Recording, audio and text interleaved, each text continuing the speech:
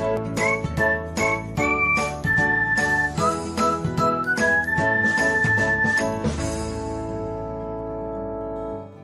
everyone, welcome back to another episode of Technologyglance.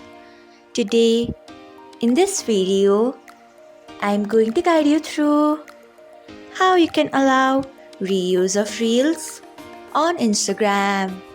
So, let's get started.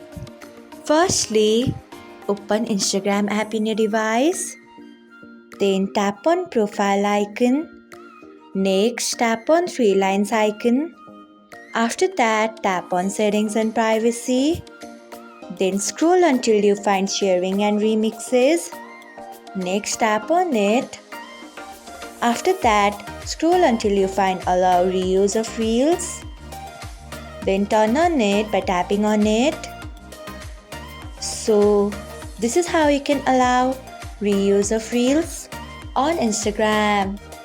Thanks for watching.